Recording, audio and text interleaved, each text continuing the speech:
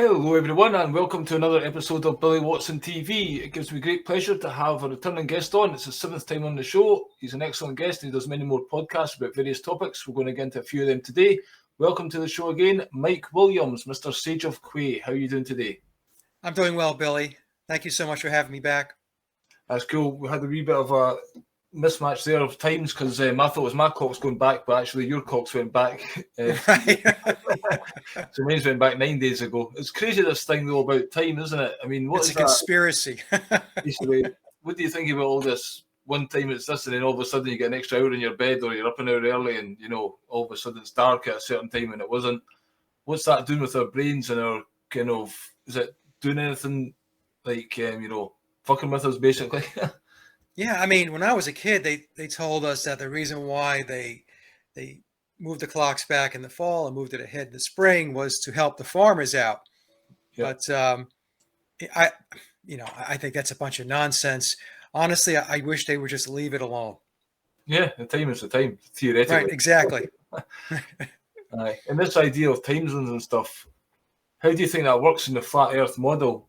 What's your perception of, obviously they've got the sun going, the Earth going around and it's turning around. You don't believe in that model. I know this is basic stuff, but obviously your thing, the sun's going around the flat Earth and just lighting up that particular bit that's underneath. Right. So the Earth is stationary and the sun orbits around the Earth, and it has there's three tracks. There's an inner track, then there's a middle track, which would be the equator, and then there would be the outer track, which would give Australia, New Zealand their summers when we're having winter, and then the sun makes its way back. So it's in a continual spiral along three tracks. That's my understanding of it. That's how we get the whole northern hemisphere, southern hemisphere kind of thing. Right. It's all big, that's a rabbit hole in itself going down the whole fire thing. Do you think some people say that's a bit of like, there's a certain time when all of a sudden Eric Dubé and I think there's a couple of other guys came out. I can't remember exactly. Like Mark Sargent. That's the one, aye. And then I think that was like a psyop put out there just to get us all talking about that. Do you think it makes a big difference in the grand scheme of things? It's interesting. These things do appear out of nowhere. So I became aware of the flat Earth back in 2015. And like everybody else, when I first heard about it, I thought it was just nonsense. And the more I looked into it, because it was kind of a little voice in my head that said, hey, just don't throw it out. Take a closer look at it.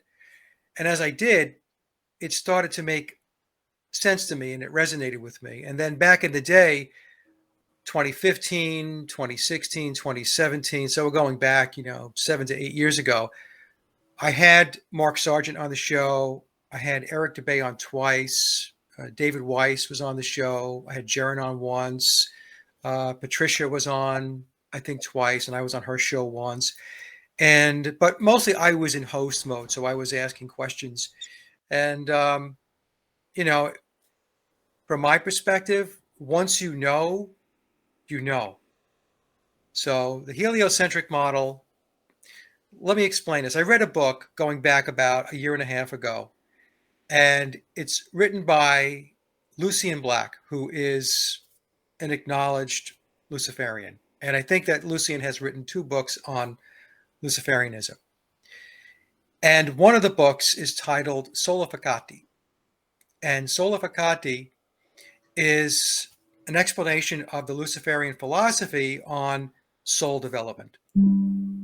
And what he explains in the book is the heliocentric model is a representation of the Luciferian philosophy on soul development. So the soul begins in an unconscious state in Pluto, and then it makes its way to each planet or portal, because what he explains in the book is each one of these planets are portals of learning and development. So basically think of them as like classrooms. And as the soul makes its way from an unconscious state in Pluto and moves along these portals or these classrooms, what we refer to as planets, if you're into the heliocentric model, their ultimate goal is to make it to the sun. And the sun, of course, is the light. It's Lucifer. So once he explained this, I just sat back. I said, well, then the heliocentric model is just another depiction of a Luciferian construct that we have been sold as fact, as something that is real, but it's not. It's not how the system works. And so I subscribe today to the geocentric model, and I have been since 2015. The more I looked into it, I mean, I've got it's quite ingenious then how they've come up with all these facts and figures and numbers about the being so far away. And I don't know if anyone sits down and calculates the plausibility of all that. Who came up with that? Well, what they do is they use math, and they define math as science, but math by itself is not science. With science, you have to test. It's not about writing crazy equations on a blackboard. That's why they would show pictures of Albert Einstein in front of a board with lots of equations. And that's to bedazzle you. That's to bamboozle you into believing that, wow, they must know what they're doing, because I have no idea what all that stuff is. But obviously he does. Well, he didn't either. Okay. It's just a lot of stuff written on a board. And so it's all smoke and mirrors. And a lot of the numbers that they come up with, Billy, if you take a closer look at them, they are occulted numbers. As an example, the sun is 93 million miles away. So the number 93 in the occult is very important, because the number 93 in gematria means do as thou wilt shall be the whole of the law, love under will. And the shorter version obviously is Crowley's do as thou wilt. So when Crowley used to meet his fellow thelemic partners and buddies, instead of saying do as thou wilt and going through all the words, they would just say 93 to each other. Yeah. So that's why the sun is 93 million miles away. And it's the same thing with Flight 93 on 9/11. And, but unless you do the research and you know what these numbers mean, then you're not going to have a clue. I was going to put this one to you because obviously there's got the new Beatles song that's just appeared now and then. Sounds a bit like Jimmy Savile, now then. Yeah. And so there's a video to match that, and there's just, I noticed this during it, just at the start, it just comes up. I think there's a line about love or something like that, and it's got this. I noticed the 30 and the 3 and the 6. If that's standard on this type of thing, or obviously that's put there to tell us something. Yeah, well, you see the -20 and the 10, that's 3. And then you move to the right, it's 3. Then you move to the right again, it's 3. And then you have 6. Yeah. So you have 3, 3, 3, and 6. 6 threes. Or 3 6s, sorry. Yeah. So, is that coincidental?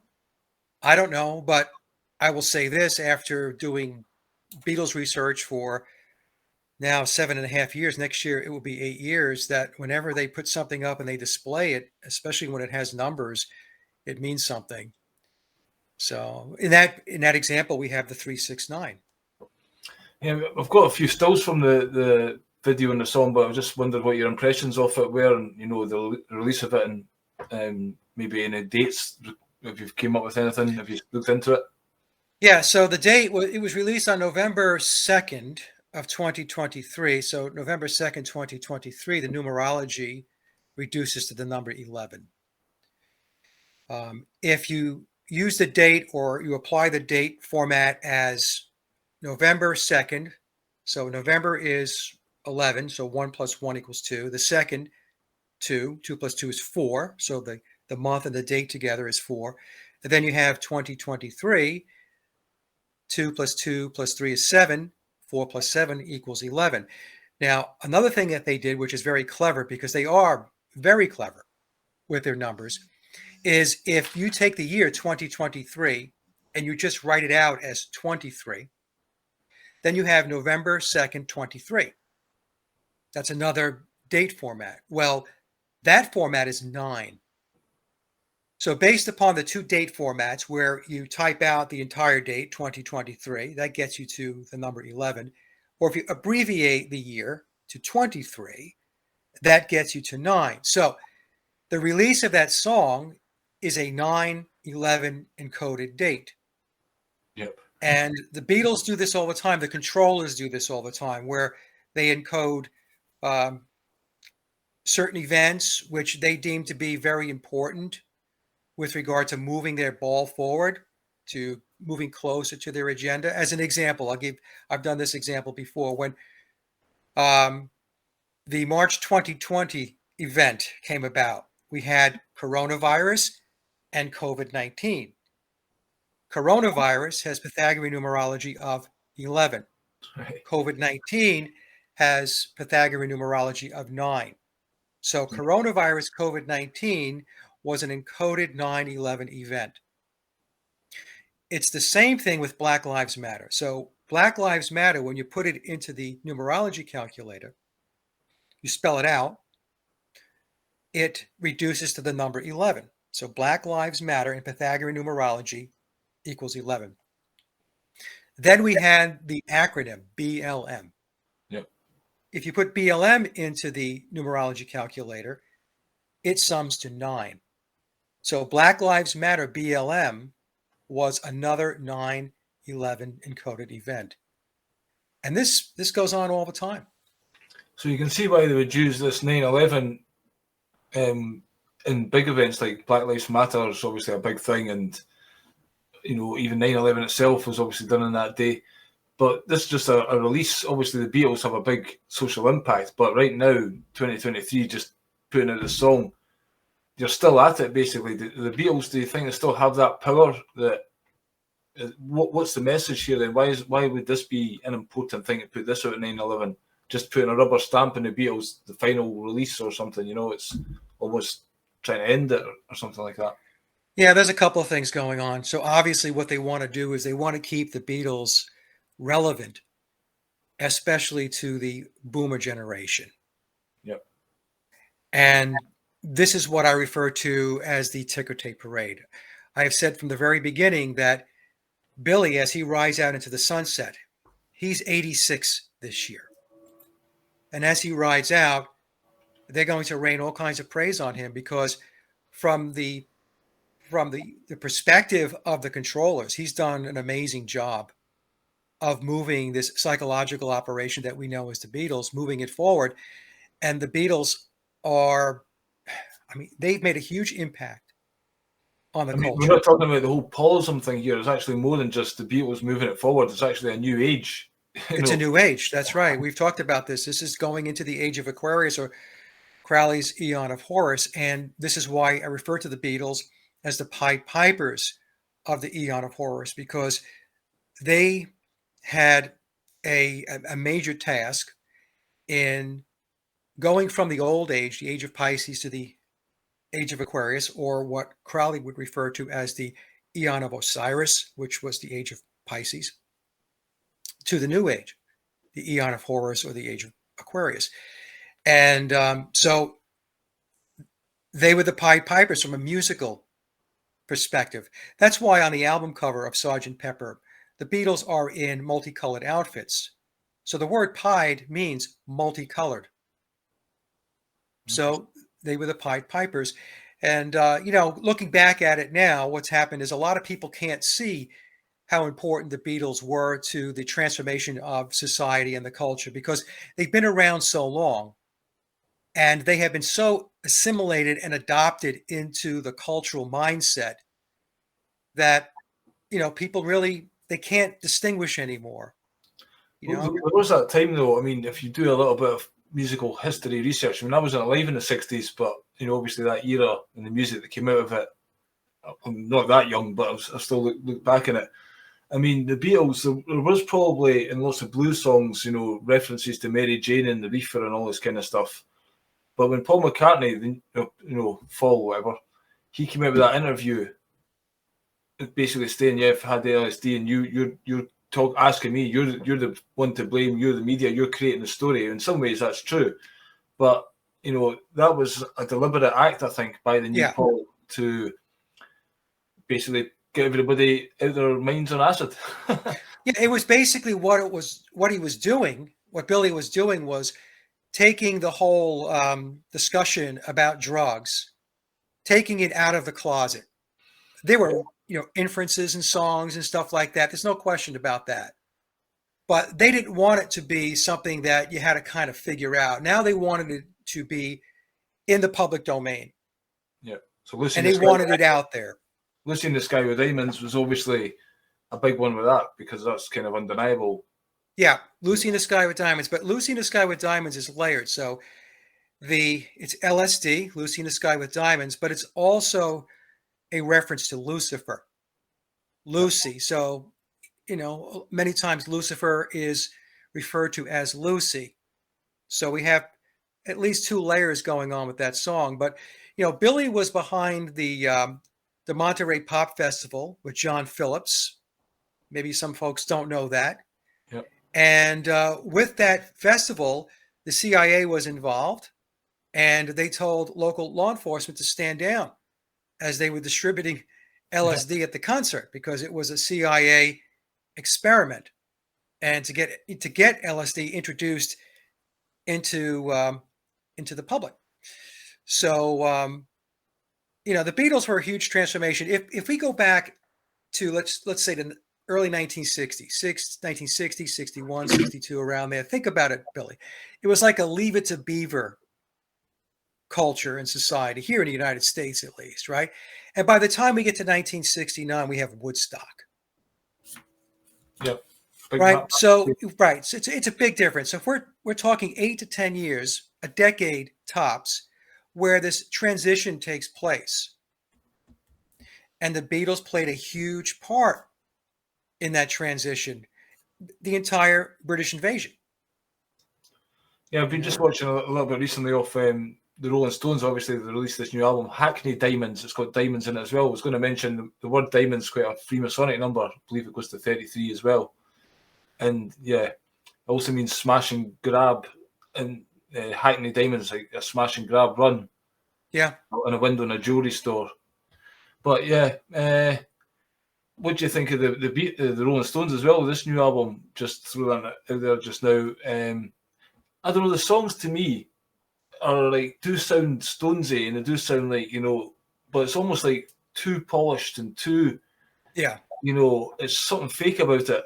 And it's just like, I showed you the clip of Keith Richards trying to play on the Jimmy Fallon show, and it was obviously a guitarist backing him up, but they were making it out that he was doing it all. And, then they had the live show recently where apparently it was that band, kicking ass, and it seems to be able to do it. But, what do you think of the Stones? Are they capable of doing this music, writing these tracks? Is this purely their own work? Obviously, I think the producer had a large part.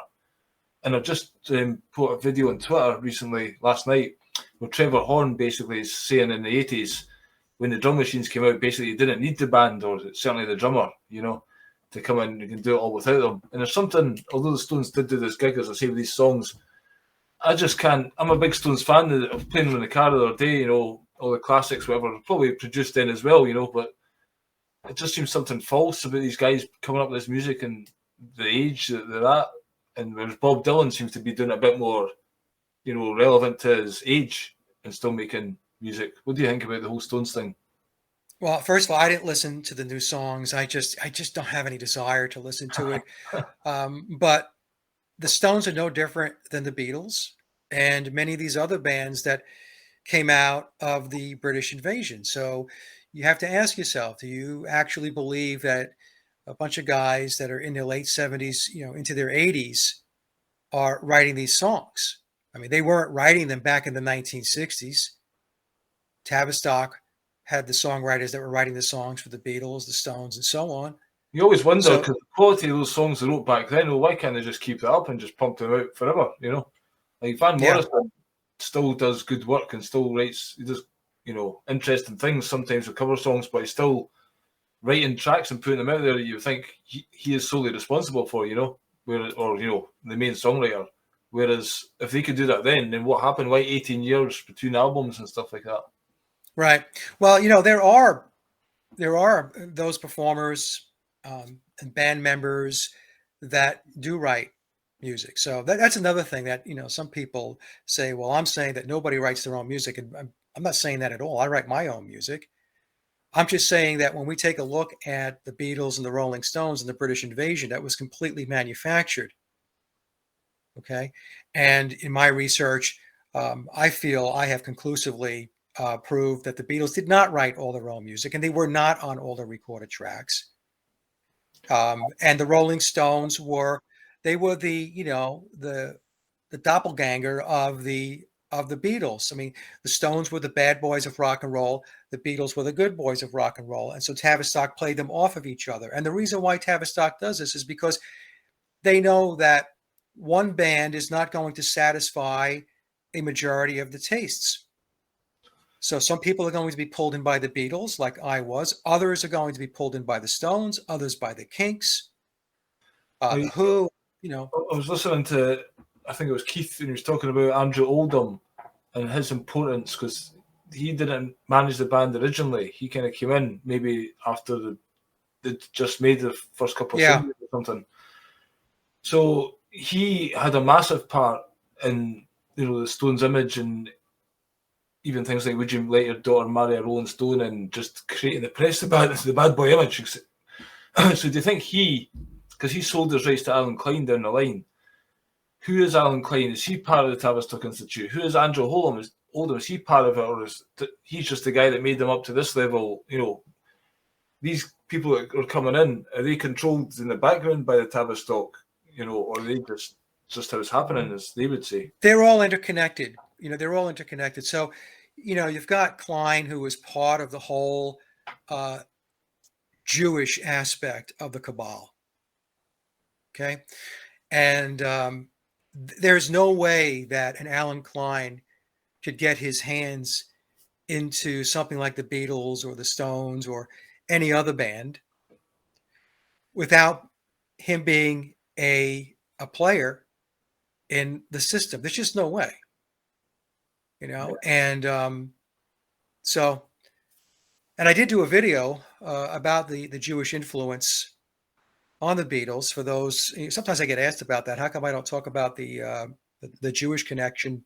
When you say Jewish, what exactly are you referring to? Because there's all this thing with Zionism and the Jewish race, the Jewish people, the Jewish religion. It's basically the Zionists. Yeah, it's the Zionists, and which goes back to the Red Knights. Going back hundreds of years ago, they were merchants in medieval times, and as things evolved, we're at where we're at today with the Zionists and the Jewish control system. But in any case, going back to Alan Klein, he's part of that, right? I mean, with the Beatles, Brian Epstein was Jewish. We had Murray the K, who was their big advocate, their big mouthpiece here in the United States. He was Jewish. So there's a lot of Jewish influence around the Beatles. And, there was an article written by Joel Stein back in 2007, and I believe it was published in the Los Angeles Times. And it was an article which was discussing Jewish influence in Hollywood. And a lot of times there's denial of how much control the Jews have in Hollywood. But Joel Stein came forward with this article 16 years ago, and he said, yes, we control Hollywood. And Joel Stein, his position in this piece was, and I'm very happy and glad and proud that we do. Well, if you look at the history, it's provable, No, it's definitely provable. And also the movies that they make are always pro-Jewish, Yeah. Or some way playing like Theodore Herzl, I think. He was, at the start, he was saying how anti-Semitism was actually good for the cause, It's so they use some of these movies to garner empathy for their Holocaust story and stuff like that, Now, the thing I want to make clear, though, is not every person who's Jewish is a Zionist. Okay, so we have to understand that Zionism is a political ideology. It's a fascist political ideology. I mean, do you think Zionism Israel was created by the British state just to get into the lands of the Arab world, and be the controlling arm there, and this whole idea of a land for the Jewish people is just bullshit, really. I mean, that's the kind of cover story to get them in there. Yeah, well, I would make an argument that the Jews today are not the Hebrews Yeah. in the Bible. Yeah. Okay, so we have, it's very complicated. It's very, very complex, and it's a very controversial topic because some people lose their minds when you start talking about the Jewish or the Zionist influence over the world, and how the United States basically is a puppet state of Zionists, Yeah. Israel.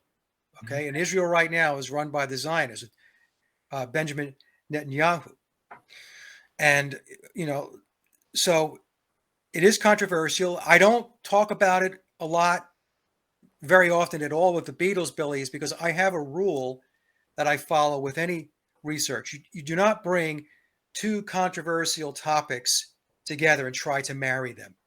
Yeah. Right. So you have the Beatles, and I'm doing research, and I'm explaining that based upon my research that they did not write all their own music. They did not play on all their recorded tracks. That's controversial enough because the Church of the Beatles is huge. Yeah. And people lose their minds over it. And then if you then try to connect that into something like Jewish control or Zionism, and you start talking about that, and that in itself is highly controversial, when you try to bring those two together, you're going to have a very difficult time getting your message out either way. The problem is everything's interconnected. So again, here's the picture of one of the stills from that video, and there's Paul doing the hidden hand. Yeah. So that's Freemasonry, hidden symbolism, goes into the whole thing. Hey, while we're talking about it, there's something I wanted to mention as we're talking about the Jews, and one of their big cards that they play is the Holocaust. Yeah, well, right? I just said the Holocaust because the Holocaust. Yeah, a lot of people are online these days banging on about it, and I interviewed somebody the other day there, and he was like, he knows that, but he won't talk about it because he'll lose vast swathes of his audience. And fair enough, if you make but let me explain this to your audience, right? So this is the Columbia Viking Disc Encyclopedia. It's from 1953. It has everything in this book. I bought these books a while back because I know that they're constantly changing history. So what is that? Changing history. The Columbian Viking Disc. What's Desk that? Encyclopedia. Yeah, it's a desktop, right? So it comes in 2 volumes. So you've got A through K, and then L through Z. Okay, I know it's backwards, but you guys get the point, right? Do you know what's not in this encyclopedia in 1953? The Holocaust. Wow. It's not in it. Why is it not in it? Because it should be there in 1953. That's 8 years after the war. Yeah. Not in there. But you know what is in here? Zionism and the Khazars. Right. Okay. I was watching, we're talking about how this is all interconnected. I know we're probably getting a little off track here. We'll get back to now and then, folks, in a moment. But I was watching a video by Robert Zepper. Yeah. And I put it up on my blog a couple of days ago, and I watched the whole thing. It's only about 15 minutes long, 20 minutes long. Did you not share it on your Rumble as well, I think? Yeah. I have a video of his on Rumble, but this is different. He released this maybe about 4 or 5 days ago. Right. And in that video, he states that, I think within the context of other researchers as well, that the royal family can clearly connect its lineage, its ancestry, back to the house of David. Okay, so this is very interesting because that's pretty much what Zionism foundationally is all about. Going back to Jerusalem, Zion, the city of David. Because it perplexed me for the longest time as to how is it that the Zionists are so integrated with groups, secret societies that you would think are not Zionists? How is it that that worked? In fact, there's a book that I'm reading, and it comes from the NGO Study Center, and it talks about the Pilgrim Society, and it's huge. I'm about halfway through it now, Yeah. and we're talking about the Pilgrim Society. We're talking about the WASPs from the U.S. and from England, from the U.K., England. And actually, I shouldn't say that. I should say the UK. And so we're talking about I have my notes here, the Rockefellers, the Carnegies, the DuPonts, the Harrimans, the Mellons, the Morgans, the Vanderbilts, the Warburgs, the Watsons, the Windsors. All right.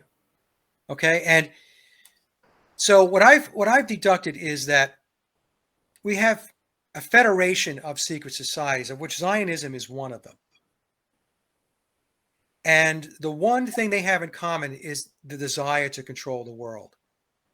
And so even though they may not all get along, in fact, in this book, it tells us that the Pilgrim Society, which is very, very important, this book will tell you that they're really at one of the secret societies that are at the very top of this scheme, of this pyramid, that they didn't get along with the Zionists. They essentially tolerated them. And one of the proof points, I guess, that we can use is Henry Ford was not a big fan of the Zionists, of the Jews. And he actually wrote about it back in the day. Yeah. And Henry Ford was part of the Pilgrim Society. But the Pilgrim Society is into everything. They're into the Council of Foreign Relations, the Trilateral Commission, all of the internationalist structures that are out there. They control a lot of it. As an example, in the book, it tells us that the Rockefellers pretty much own the CIA. No shock there. Yeah. I mean, there's another video in your Rumble, I think, is Eric John Phelps arguing with somebody kind of Jesuits against Zionism. Yeah. Do you not think that the Jesuits are like the overall umbrella of all these other ones, kind of thing? It could be. See, this is the thing. We debate it over and over and over again. And it's very difficult to say, okay, well, this is the group at the top. Because the more research you do, you find, okay, well, all right, how does this group play into it? Now, are the Jesuits very important in this equation? Absolutely, they're very important. But the Jesuits are connected into the Zionists. Now, there are researchers that will claim that's because the Jesuits created the Zionists. Yep. That's one explanation. Others will explain that that's not the case. So there's a seesaw that goes back and forth. Where I've landed with a lot of this stuff, Billy, is that I know it's very complicated, and what I'm trying to do, instead of spending a whole lot of time pinpointing who exactly is at the zenith of the pyramid. I mean, don't get me wrong, that's interesting to know and it's important to know, but that's not more important than waking humanity up to the fact that everything is controlled. And then once you understand that, then we can make our way up the staircase to figure out who exactly these criminals are. And like I said, it's a federation of secret societies. It's not just, it's not just the Freemasons, although the Freemasons is an umbrella where a lot of other secret societies are tucked in under. I recently interviewed Dr. Shiva, and he's done a video recently called The Swarm. Have you ever seen that one? Yeah. Well, basically, he says that it's not like a controlling group. It's like you've got all these people that go and play golf together in all these different industries, and when they're there, they say, well, if you create a vaccine, then we'll create a pandemic, then we'll both make money, blah, blah, blah. So it's just like, they're like a swarm of birds. It's like, no direction, but wherever these ones go, these ones will follow, and it's just like all money making. Like how the Rockefeller Foundation with pharmaceuticals started with petrochemical, paracetamol, whatever, and now we've got all these massive drugs doing, just trying to make money in every direction, and all the offshoots of all that, So it's just like they're trying to make us weak, divided, all the things that are keeping us fighting with each other, will they sit and profit from our actions and just go as they need to go, kind of thing? Yeah, I mean, these groups, they don't have to like each other. It's like organized crime families Yeah. that divide up territory and they coexist with each other. And there are times when they will work together because they have a common cause. And that's what I believe is going on in the world today. You know, we have three sovereign states. I know you know this. We have the Vatican is a sovereign city state. We have the District of Columbia here in the United States is a sovereign city state. And we have the inner city of London. Now, the inner city of London, from what I've been able to put together, is the actual hub. Yeah. And then you have the District of Columbia. Think of that really as the military policing arm of the city of London. And then you have the Vatican, which of course would include the Jesuits, is going to control, well, not just spirituality or religion, but um, that's a main piece of the puzzle that they're responsible for. That's why the controllers are looking for a one world government and a one world religion. And It seems to be crazy these days with, I mean, some people talk about how the Jews' prophecy is to set two sides against each other and kill each other, you know, the Islam and Christian. I think they've got names. Albert Pike. Yeah, but they've got names that they refer to as, like Christopher John Biertness, he's an author and he talks about basically the Jews are going to start with Gaza and their plan is to basically to wipe all humanity out apart from them, you know, and that's like prophecy coming true. So they're enacting their own prophecy. Yeah. And you look at London right now, there's like guys doing Islamic call to prayer, Putin's putting up 8,000 mosques. I mean, why would we continue these old religions? But it seems to be Islam, and obviously the Vatican and the Pope is saying, you know, all these religions are viable. It's not just us anymore. And it seems to be he's wanting to unite all religions. If they're wanting to unite them like one world religion, why is Islam at the same time kind of, I guess they're bringing that up to create a war, basically, is what I think. Yeah. Well, what they need to do is all of these religions are in the way. So they want a one world government that is based in paganism. This is the discussion about Paulism and what the Beatles are all about. The Beatles are playing or played a big role, still playing a big role in fostering that mindset. And that's the breaking down of traditional values. That's the breaking down of institutionalized religion that you and I have talked about before, going back to the Illuminati or the controllers declaring war on Christianity on September 11th of 1962. So they need to destroy all this stuff. Now, Albert Pike, it is said, had prophesied that there were going to be three world wars, and that the third world war was going to involve a battle between the Zionists and the Muslims, Islam, and that they would eventually kill each other off. And once they do that, then that would open the gates to the world seeking a more peaceful way for religion to exist.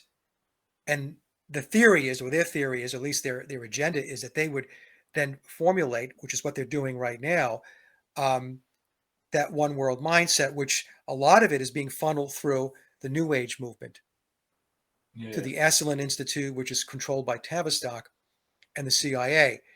So, like I said, this is very complicated. It really is. I know, myself included, at times, you know, we want to put things in boxes and slap a big bow on it and say, okay, there it is. We have it figured out. But the problem is we don't know what we don't know.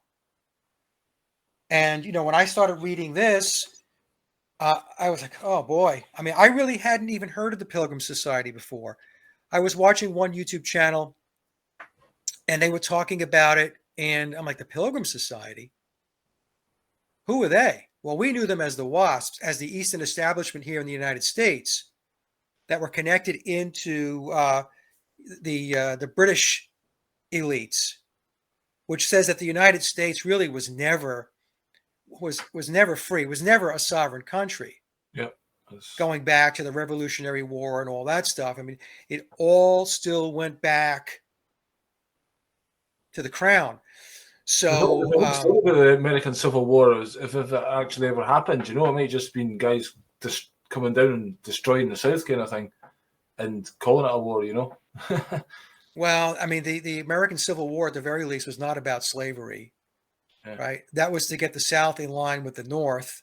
Yep. The North was controlled by these elites, and the South, they weren't playing ball, and so they had to foment this civil unrest, which led to a civil war, to get what they wanted. This is what they do. I mean, this is how they do things.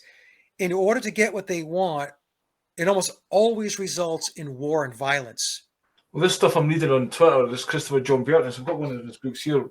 He talks about their modus operandi, like Mossad basically, is like war solves what they want, you know. that's their, they do that, and I guess the whole military industrial complex is based on needing wars to fund the Western civilization ultimately. Yes. Yeah. I mean, just take a look at what's going on. I mean, we were talking about, I mentioned in the encyclopedia going back to 1953, we talked about the Khazars, right? Like even the wars that are taking place, the war that's taking place in Ukraine, that is the Khazars, the Khazarians, wanting their land back. That's what I've concluded.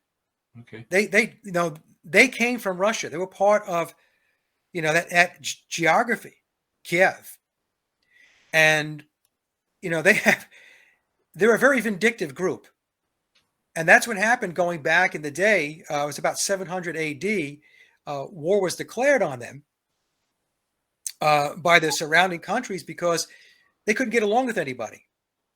It was all about war and fighting, and so finally they got their asses kicked, and the Khazarian Empire no longer existed. That's why when they talk about the quote, the wandering Jew, and in history they want to tell us that the Jews came from the Middle East, which really were the Hebrews, and they made their way into Europe. No, they didn't. The Khazars adopted Judaism, and when the Khazarian Empire was defeated, that's what happened. They got spread out across Europe, especially into Russia. Yeah. So that's what we're talking about. It boggles my mind that we can look at every other individual in the Middle East, and they're Arabs, they're Semites, and they have darker skin. But when we look at the Israelites, the Israelis, I mean, they're Caucasian. It's because they travelled far away and there wasn't as much sun there. Now it's time to go back. They've all the melatonin or whatever's faded. Yeah, I mean, it's also their bone structure as well is very different, not just their skin color, their right? Facial race, facial features. Right. Yep. So there's a lot going on there, and like I didn't want to talk or occupy the entire time on this topic, but this thing here. So you're going to finish there? Yeah, I just want to say with Palestine, it's the same thing, right? So they're resorting to war again. And you can see how the controlling apparatus is completely behind all of this because nobody cares about the Palestinians. Nobody cares about them. I can't believe people like Jordan Peterson and all these folk. They're just coming out, they're just supporting outright carnage and murder and fucking, what is wrong with people? Seriously. I try to avoid going down rabbit holes and getting really worked up and stuff because what can you do? But folk supporting any form of, violence in any way, from the smallest thing, it's just like, you're looking at, mate. Never mind dropping bombs on fucking hospitals or whatever they're claiming that they're doing, The Palestinians have no army. They have no navy. They have no air force. And that event that took place on October 7th was a false flag. We have what? We have Hamas coming in paragliders. I mean, on parachutes. Are you kidding me? And I don't know if you saw the footage with them coming through the gates. You know, what people need to know, if you don't already know this, folks watching this probably do know, but that whole area that is fenced off is highly surveilled with state-of-the-art technology. You know, if somebody blows their nose 10 miles away, it's going to be detected. Yet Hamas was able to get all the way up to the gates, blow the gates up, get back in their trucks, drive down roads in Israeli territory, taking hostages, whatever. taking hostages. Yeah. And the other thing is, Hamas was created by Israel. Yeah. Right? Controlled opposition. Controlled Control. opposition. So, you know, so this whole thing, the rest of the world knows this, but the rest of the world is not doing anything about it. Well, it's outrageous that Sunak and all this say, and Boris Johnson's there just now, and so like we stand behind Israel. Fuck off, mate. No, we don't. You know. No, we don't. And this goes back to what I was saying before. If the video I watched by Robert Zepper is accurate, where the royal family's lineage goes back to the house of David, then this makes sense to me. This makes sense why Zion or Jerusalem is very, very important to them, because they believe it goes back to their origins. And so anybody who's there that they don't want there or who shouldn't be there, I mean, they're just going to kick them out. It was the 2012 Olympics now held in London, and it had that logo that looked like Zion. Yes. So there's a wee clue there. Anyway, I know we got off on a tangent there, and but you want to go back to this to now and then. I see we have a comment asking about it. But go ahead, Billy. Yeah. Noel there, he sent me a link to it earlier, so I think he's joined late when we started talking about it. He was just probably nobody talk about it. But there's Noel. There's just in the video, if you can see, there's 4 Beatles in the back there, and then he's the 5th Beatle, obviously. He's doing a wee wink at that part, and it's got, if you watch the video, it just has a wee smug smile to himself. Like, you know, he's putting a clue out there, basically. Because it's quite blasé with it just now, you know. I found the entire music video, which was produced by Peter Jackson, to be very adolescent. It was very childlike. It was almost like watching the Monkees. All the stupid stuff, and you know. Yeah. I don't know if actually John Lennon did do that clip and it's just exaggerating it, but the way they were doing it looked really false as well. But just they utilized CGI technology, and I think deep fake as well.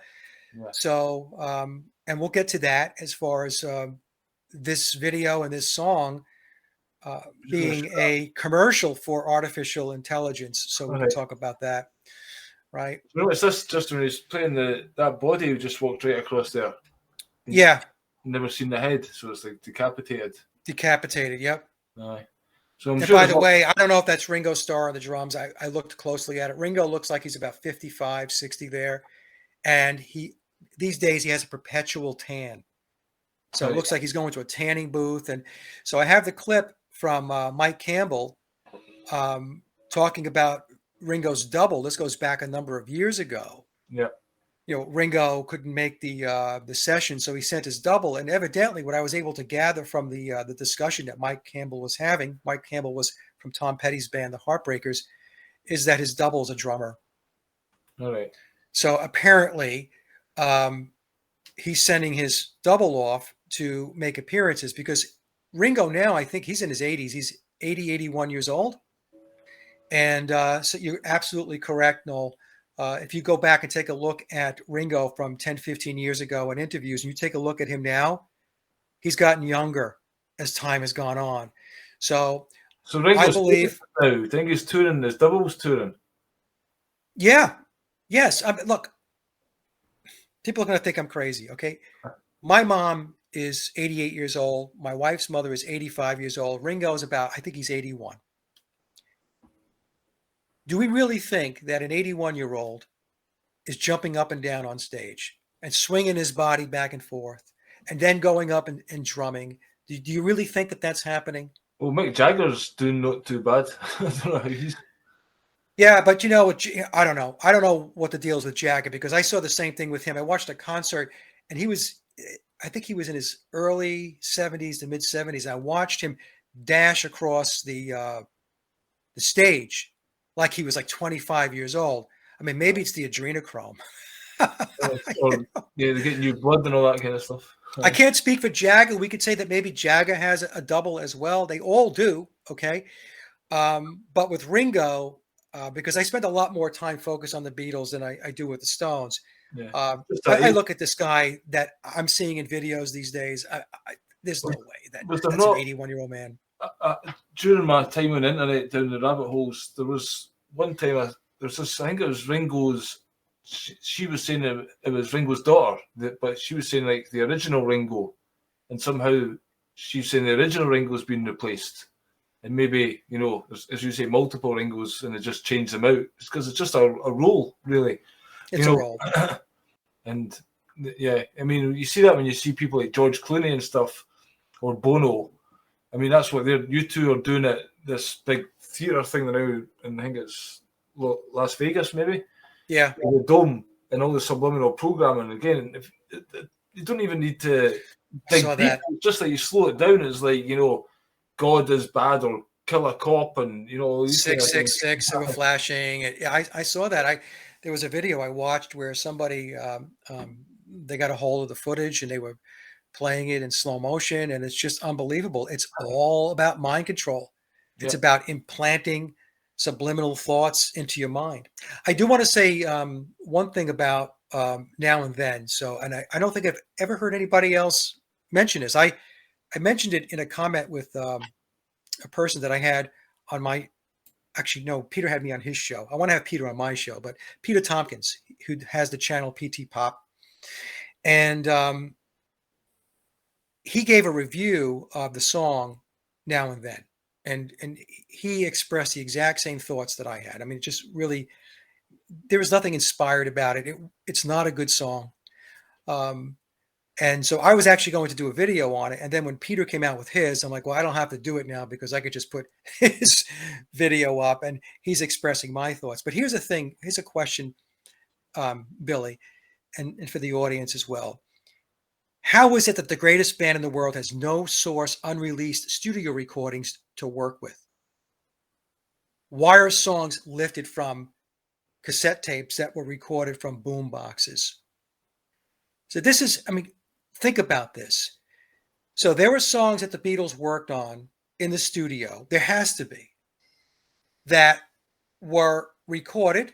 Maybe they are in draft mode, scratch vocals, or whatever. Okay, that didn't get released because they decided, well, okay, we're just not going to go with that song. We have these over here.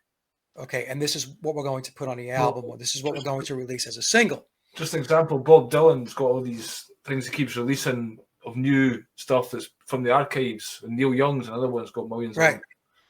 Right. So when you, as a musician, you know this, Billy, as a musician, when you record songs, there are songs that you go in and record, and they don't make the light of day. They wind up sitting in a shelf somewhere, or on a shelf, I should say. We're supposed to think that the Beatles just shat gold, you know, and whatever they've done turned to magic. Right. Whatever they touched turned to gold, and that's just, that's more of the Cinderella story. That's not realistic. So that's something that we should question, and I find to be very suspect.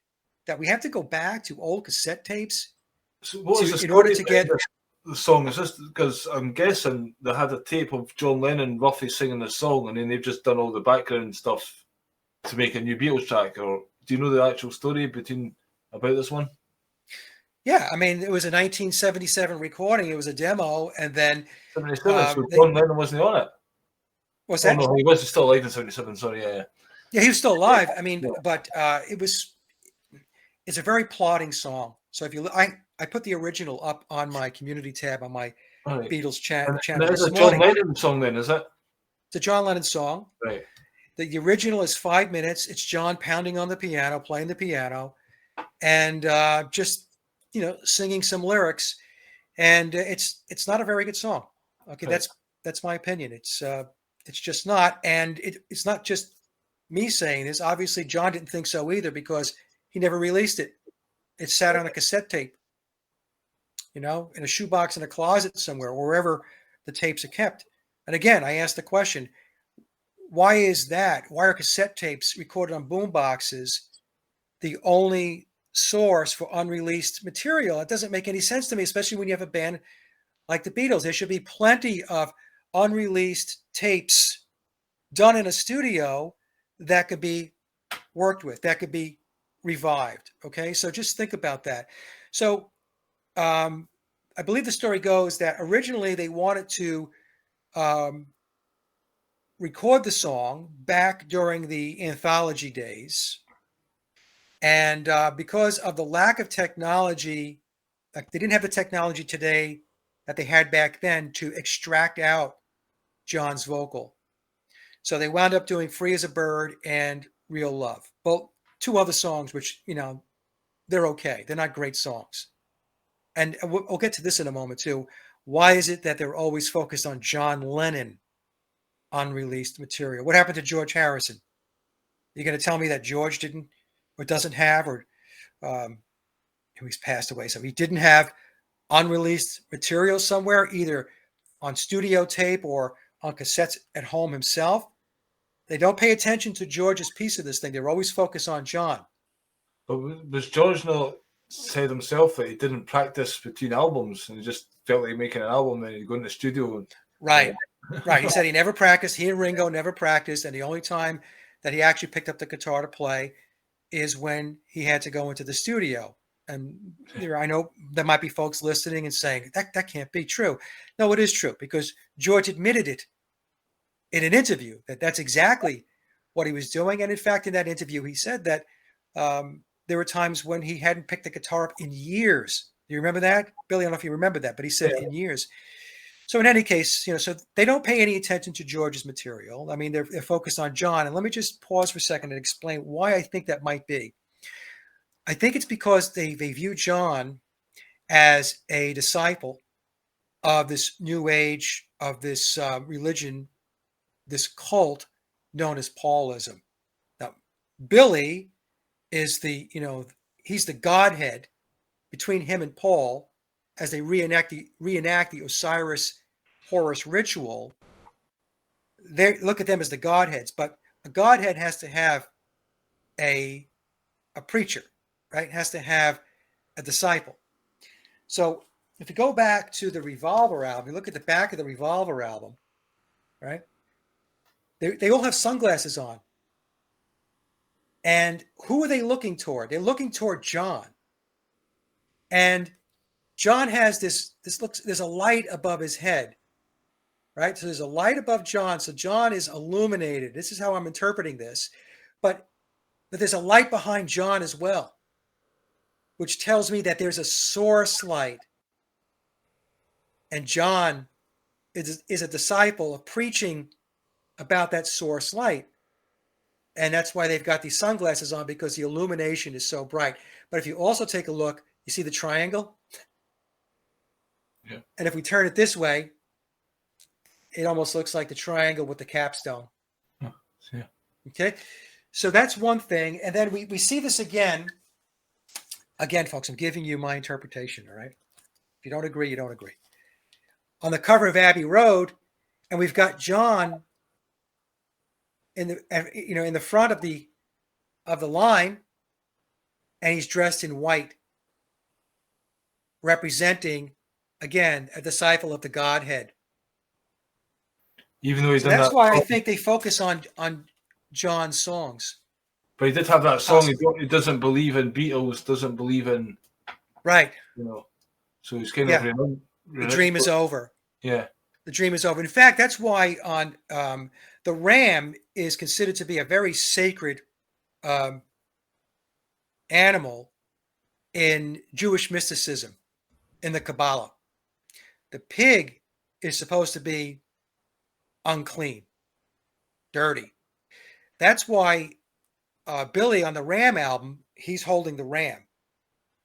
Yeah. So he's going back to Jewish mysticism. He's going back to the Egyptian mysteries. But on the Imagine album, we have we have John. I think he included the poster. Was it on the poster? I'm trying to remember the album cover. But in any case, Album cover's his head in the clouds, is it not? he's holding. The album cover, if you turn it on its side, replicates the movie going back to Rosemary's Baby. Okay. Okay, look at the poster, the movie poster for Rosemary's Baby, where she's lying down, looking up, and take the Imagine album cover and turn it this way, and Okay. John is in the exact same position. Okay, but there's also a picture or a poster of John, a postcard with John, where he's holding a pig, not a ram, but a pig, and he's dressed in kind of Billy clothing. Right. And what happened with John was going along with the program as far as Billy was concerned. And then there was a point in time where he decided that he didn't believe any of this stuff anymore. And so that was a direct punch in the face to Billy that, you're not some special being. You're not some godhead. You're not the reincarnation of Horus, Vishnu, or whatever. Oh, okay. You're just a guy that's really gotten under my skin. So it's interesting, the symbolism that takes place. So going back, Billy, so the original demo was 5 minutes. 1977, my understanding is they tried to do something with it during Anthology. They couldn't because they didn't have the technology to extract the vocals.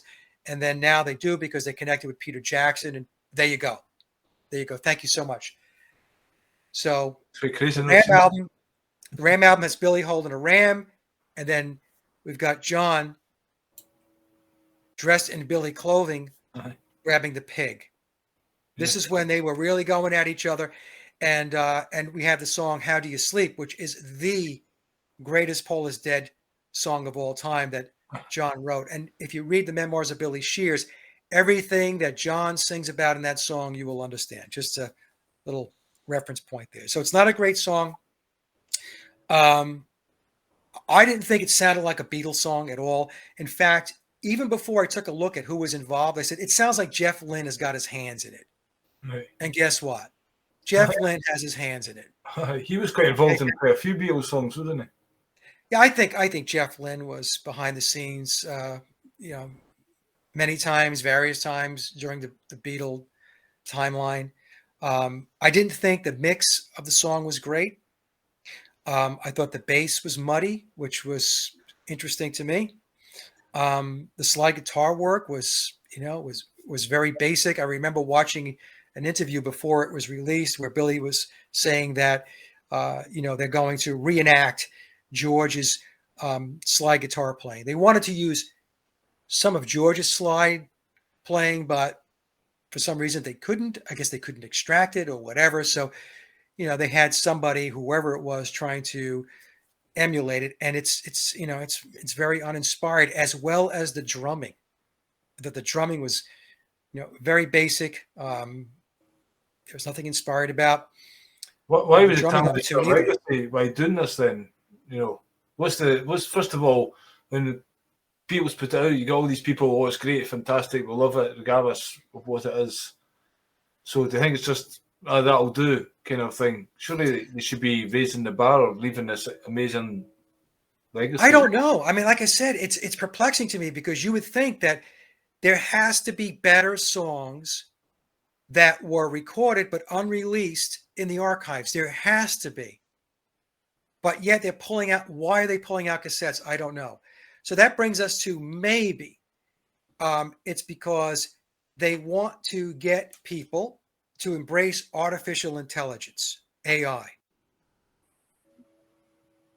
So here we have an example of, we have this track from 1977. The vocal is mixed in with, it's recorded on a boombox with a piano. And so now, because of technology, because of AI, we're able to bring out John's voice. And not only did they bring out John's voice, but they improved it significantly. Yeah. Right? It went through all kinds of auto-tune to get it to make sure that it was right there. And it was the same thing with the video, right? We had a lot of CGI, looked like deep fake to me, going on. in the video. And fakeness from start to finish, and it was quite disturbing to see it. Actually, it's just like, again, they're not real people. Yes, Just no right. and I think, Billy, what they're doing is to keep people in the past. It's to keep them in a state of romanticism about the Beatles and really not moving forward, because, as you and I mentioned, the music video itself was very adolescent. It looked like a skit that the Monkees would have done. Yeah. And I think what they were doing was to bring people back into a childlike state. Oh, do you remember this? And when the Beatles came out, I have such fond memories. And then, of course, when you read the comments under either the song or the video, it's just unbelievable. You have people that are our age, just oozing all kinds of worship. I mean, it's so sugary and sappy. It's unbelievable. And there's a lot of people still massively worshipping the god of the Beatles. Yeah, it's crazy. And like, I'm sometimes driving a van or whatever, and the CD player's not working, so I have to listen to the radio. I take my own CDs. Sometimes my CDs are stuck in the past, but that'll be my choice. But I do listen to new music as well. But on the radio these days, and for years, I'm so sick of hearing exactly the same songs day after day. It's usually 80s or whatever. It's just these songs, Teardrops, Womack and Womack, or Girls Just Want to Have Fun, or just endlessly repeating these things. And there is so much brilliant music out there that they could be talking about and promoting. And I'm sure these artists would give their music for free to be on the radio, Yeah.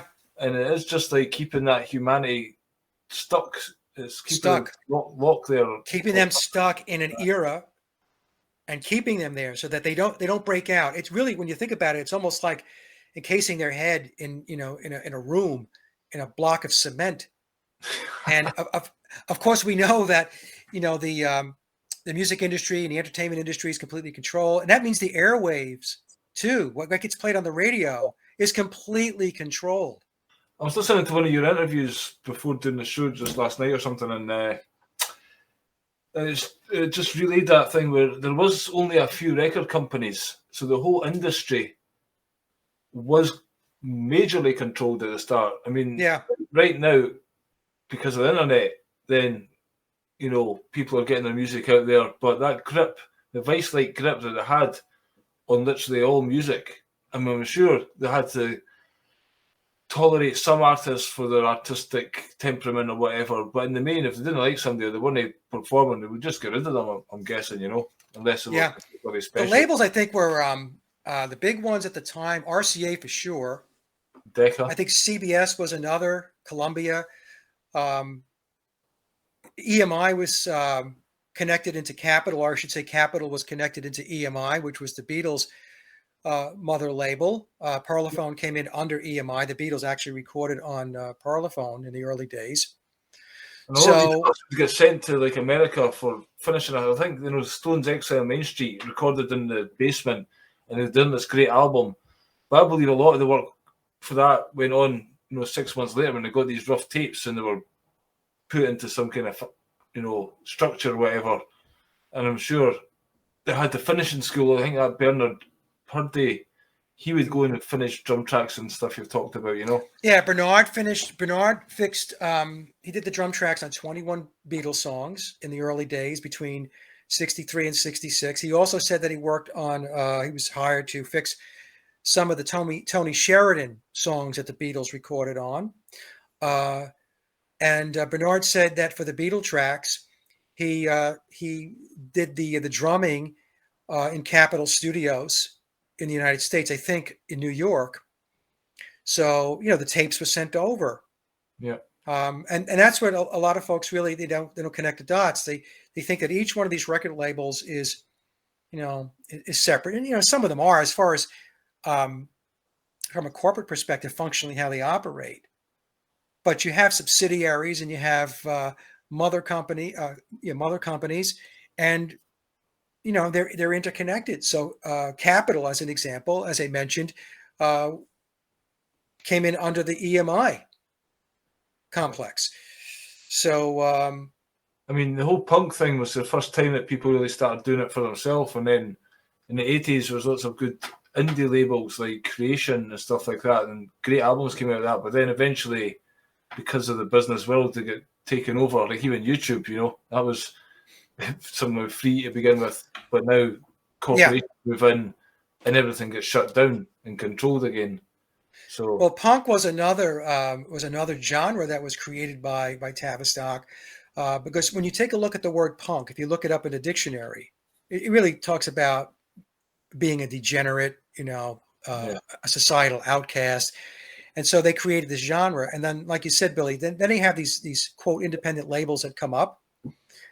And then what happens is these independent labels then get to a point where they are bought up by the larger companies.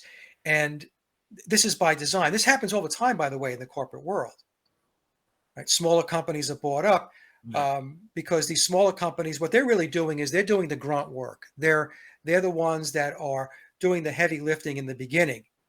And so once it gets to a point where it's established, then the bigger companies just suck it up. So initially, I guess we could say that maybe these indie labels were organic, but the thing is, they're trying to be organic within a very controlled system. Yeah. That's the problem. You had Mike Stock on. That was a good interview where he basically says it got too big and was shut down. Yeah, Mike Stock essentially created a new genre of music. That's what he did, and that's a situation that is, really, it was out of the ordinary because that typically did not happen. And as Mike explained, as he started to get traction, they put the kibosh on him, and they tried to tie him up with litigation. In the interview, Mike said, he spent a lot of money, trying to get what was owed to him, and battling with these with the establishment music business, the industry. They wouldn't play his songs, right? Yep. So Mike, Mike 40, learned. You got to number 41. If you track 41 or 42, you couldn't get in the top 40. That's right. Mike said that, right? He said if you didn't make the top 40, all bets were off. That's where you had to be. So they made sure that they kept him below that mark. You've changed the way that they counted up the votes or the record sales and stuff like that. Yes. Yeah. Yep. So I have to have Mike back on the show again to talk about this stuff because that was a really good interview. He's one of the good guys, let me tell you. Even on Twitter, he's out there and he's not just doing music, but he's trying to wake people up. So I tip my hat to Mr. Stock. I just noticed here a couple of things. I thought we'd get into this a wee bit. You mentioned you showed the Abbey Road still or album, and that had the Volkswagen 28 If. Yeah. And then on this one here, it's got the Love Heart. And the reason I mention these things is because you had a guest recently that was talking about Billy's family and this whole thing to do with the Hamilton, or where there's a kind of new lead as to maybe where you think Billy's parents were. The Douglas Hamilton and the Percy. Hamilton. And going back to like the story with the father and then the son, James, being the one that had Robert the Bruce's heart tied around him, and then that went into the, what do you call it, the coat of arms. Stars in the heart. And the song Heart of the Country comes down to Billy, basically, and so the heart still shows up. And also I thought, as well as this one, when you look at the Apple album, it's an apple in the middle of the sleeve and the disc, the Apple logo, it's an apple cut in half. Yeah. It kind of looks a bit like a heart as well, the top of it, Yeah, you know what it actually looks like? Hold on 1 second. I'll tell you what it looks like. People, a lot of people have probably not noticed this. Let me see if I can. This is probably not the best example, but this is a original version of Abbey Road. But take a look at it. It's actually a female part. If you take a look at the sliced apple. Right.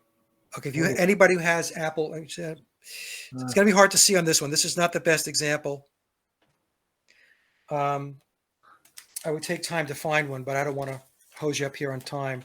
So, folks, if you have a Beatle album, at the top of it kind of looks like a heart. If you extended the bottom bit down, yeah, just I don't know, maybe I don't know why it's something like that, Trust me, though. Trust me. If you look at this label, I know what you're saying, but if you look at this label, and get a good, copy, it's going to be difficult on this one.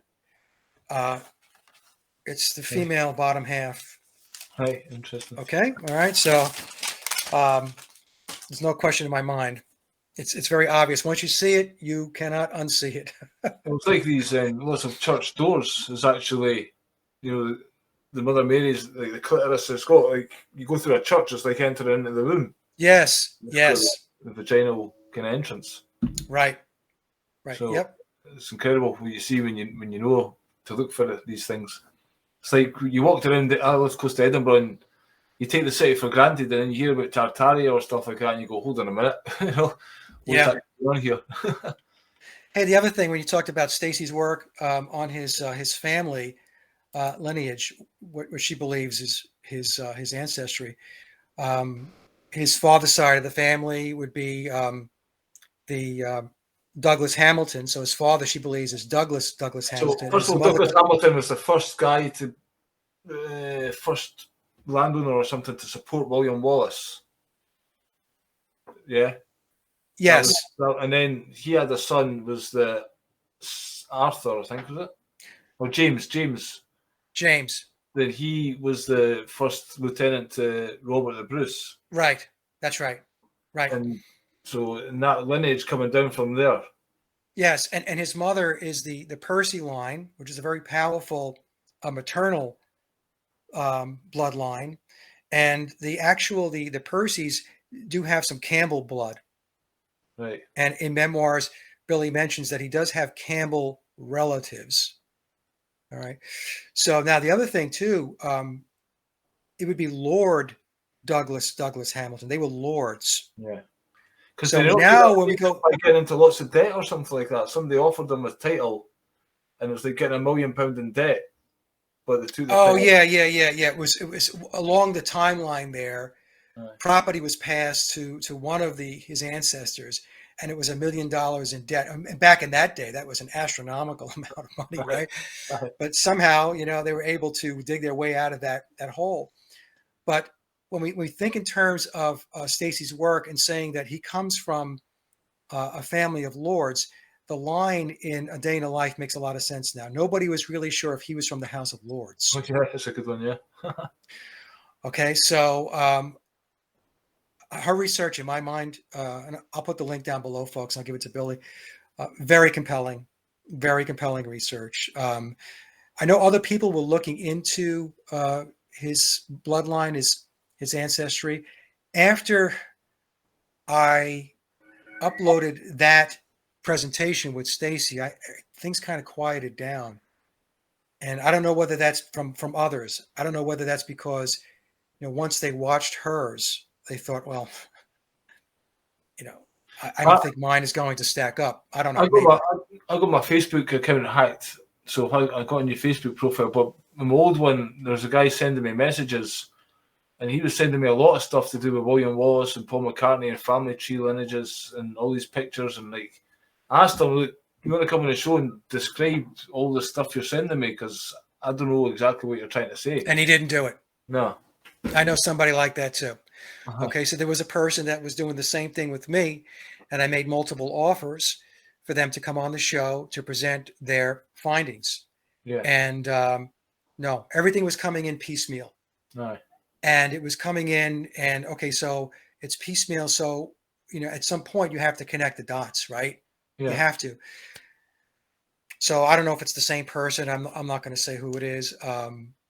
But in either case, like I said, I put the offer out there a number of times for them to come on the show. Yeah, especially if they're saying something's wrong and this is it, right? Well, come on and tell the world, But... Well, that's the thing, right? I mean, hey, look, there are people that are putting their research out there. Are they right? Are they wrong? Are they partly right, partly wrong? Look, the audience is going to have to decide. They'll have to do some additional research on their end. But here's the thing. They're coming out and talking about their research and putting it out there. Yeah. That's the difference between somebody that wants to be an armchair quarterback and wants to throw stones from the sidelines, and somebody that actually goes out there and says, you know what, I might not have it all right, but I'm going to put it together. It's like the guy, John Black, that did the decode on the Volkswagen on Abbey Road,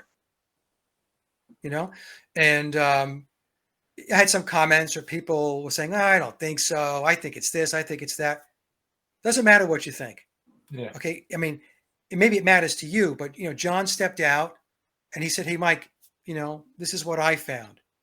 And at the very least, it's food for thought. And by the way, I thought it was very, very good because Billy is very much into anagrams and puzzles. So that makes perfect sense to me, as did Stacy's, by the way, where, she decoded the plate as well. Yeah. And it's not to say that the plate doesn't have more than one meaning. Yeah. Yeah, working on multiple layers. Yeah. I just thought I'd mention this. I watched something last night. Derren Brown, you probably heard of him. Yeah. So it was a show he done whereby he done lots of tests and picked a culprit, basically, and didn't tell him what. But it was like, could he assassinate a famous person like the MK Ultra people do without him knowing it? Yeah. And just by hypnotizing them and saying, when you see these dots, then you're going to have a memory blank. Right. And then, you're going to come back to life again when we say a certain thing. So he's having an interview with him and he's built him up to this point. And then he says, do you think I could steal your shoe? Like, I'm standing on my shoe, no. But then he showed him the polka dots, got him to take his shoe off, put it into a bowl at the side, and then do the interviews to WD. So he looked down and the shoe was gone, and the guy's amazed. But then it did actually take it to the theatre and had it all set up. Stephen Fry was on stage. And this guy, the woman with polka dots sat in front of him, turned around and said, your target's Stephen Fry. And you see him just thinking about it, and he goes and does this marksman mode. And when you talk about Mark Chapman's killer being a professional, whatever, but this guy was in training, and beforehand he was all over the place. After getting hypnotized, he was like hitting the bullseye. So he stood up and then shot Stephen Fry. So he thought with a real gun. And then next thing, came back to reality, they came in the room and showed him the video of him doing it, and he's like, what the fuck? So it was just amazing. That was just without doing trauma and split personalities and all that stuff. It was just basic hypnosis. People have no concept of how advanced the mind control programs are, and how the human mind can be altered. It can be shaped. That's why in mind control programs they call them, it's multiple personality disorder. That's what's created. Yeah. And so depending upon the trigger, a certain personality will emerge, do whatever it is it needs to do. And once the task is over, let's say it is an assassination, then that alt goes back into hiding, right? Goes back into the closet. And then another personality comes out. And that personality has no knowledge or no memory of what the other personality did. And that's what happened to Sirhan Sirhan, by the way. It's exactly, that's why they've done this whole program, basically to kind of prove that guy's innocence or his claim. Yeah, he didn't shoot RFK. So he had missing time and stuff like that beforehand. He can't remember doing it, and he's in parole, and the guy's saying, you're showing no remorse for your act, that's why we're not letting you go. And the guy, I didn't do it. I can't remember doing it. But anyway. Look, Oswald didn't shoot JFK. Sirhan Sirhan did not kill RFK. Chapman did not kill John Lennon. Yep. Those were all professional hits. Period. Yep. I mentioned on one show that I think it was with Charles Moskowitz that with John Lennon, it was very precision shooting to make sure that at close range that he was dead. And it's the same thing with RFK. His son, who turned out to be an extreme disappointment, RFK Jr., and his support for Zionist Israel, but that's a story for another day. But he had said that, and there was other researchers that actually said the same thing, that RFK was shot from close range from behind. Right. not from the front, from behind. And the gun was actually put up against his back. And that's how he was assassinated. But in any case, yeah. So the point being is mind control is very advanced. And to create these types of people, these Manchurian candidates, people think it's just in the movies, but it's not. Actually, we watched that one and then I quite enjoyed it. So I was like, let's roll another one. So the next one we watched, they got this guy over 3 days just by talking about guilt and kind of tapping him there and doing certain things to him. He basically confessed. He went to the local police station to confess to a murder that he didn't do.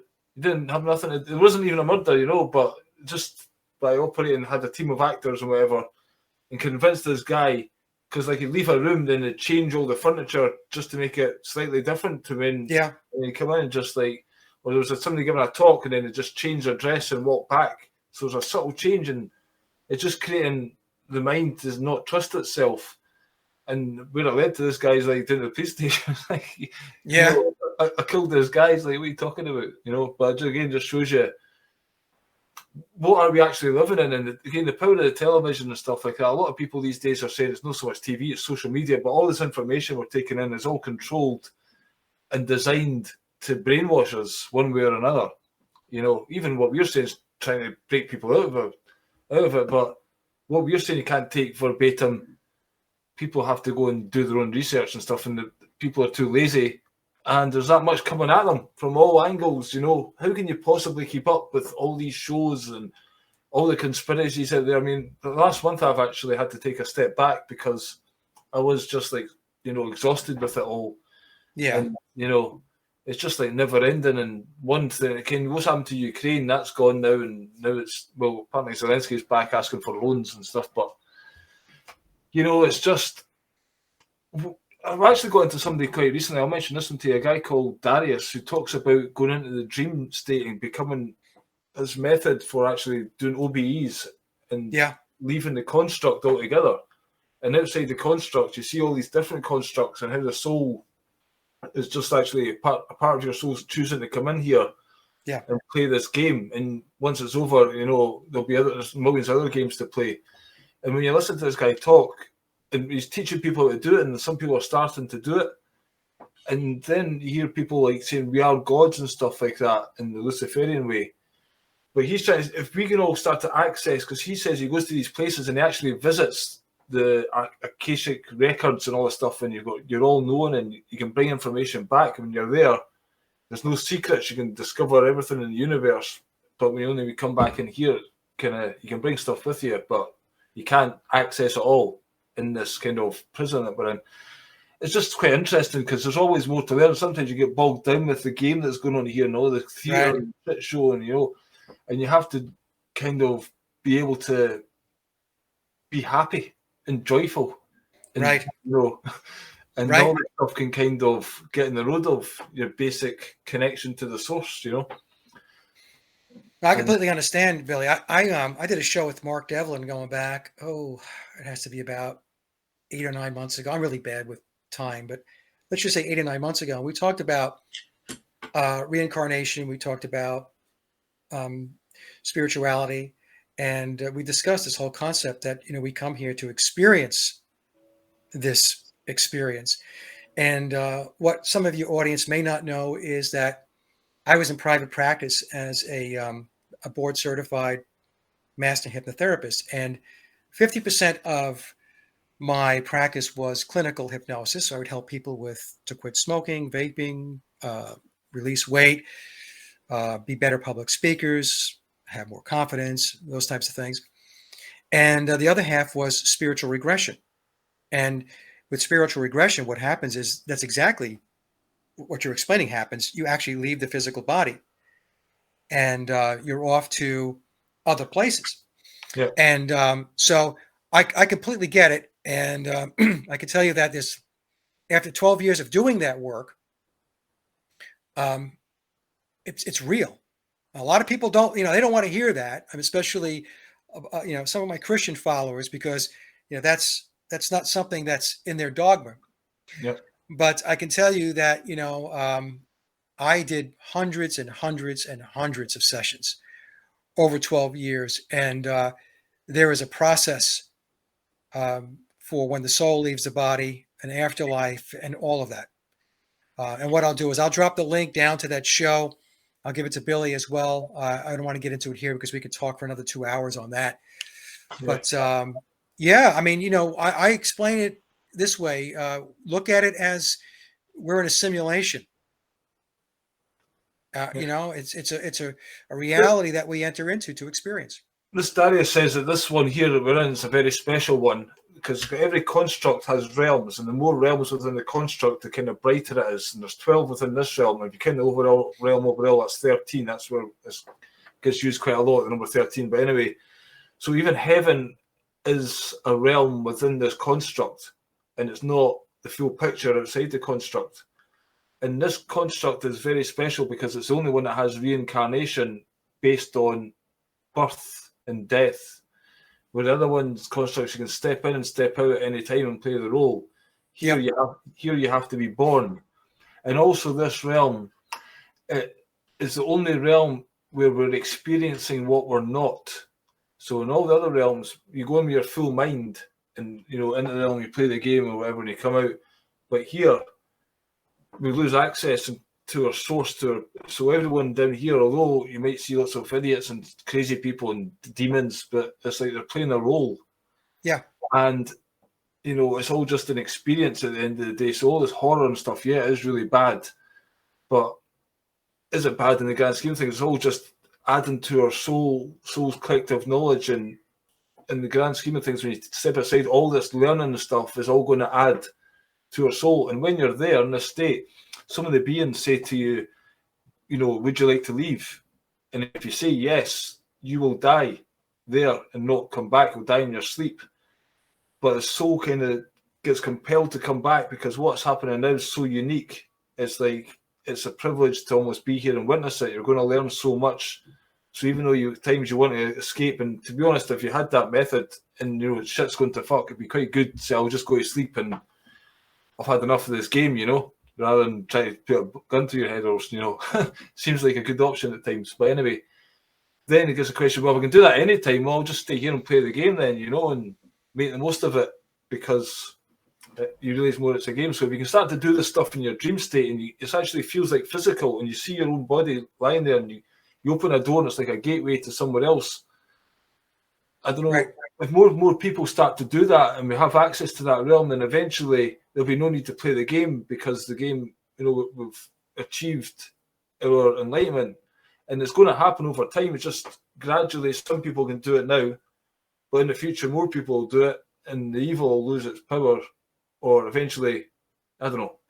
The game's going to complete. He said basically he's seen a completion of the game and it's a celebration of humanity coming to the end of this thing and kind of realizing, we are the creator gods.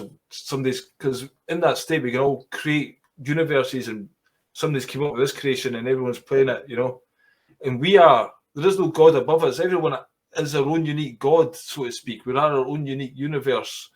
And there's no such thing as sorry for going on, but I'm just kind of giving you just. No, it's fine. There's no such thing as a non-playing.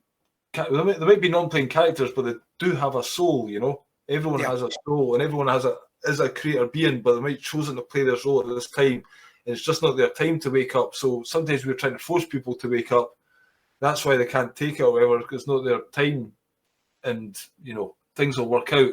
It's just we all have to kind of turn inward now, because we're all trying to fight these wars and battles out in the in the physical world. But actually, the more we turn inward and learn these things, the more access to information we'll have, and theoretically, the more ways that we'll get, and we'll stop watching all the crap that's put in front of us. I'm going to have to send you the link to the discussion I had with Mark because there are so many parallels there. That's why I was just listening. I thought to myself, there are so many connection points, and I see that Angela left a link. You did, Billy, to Darius's site. So I'll take a look at that. And so when we come here, this is learning. This is soul development. This is what this is all about.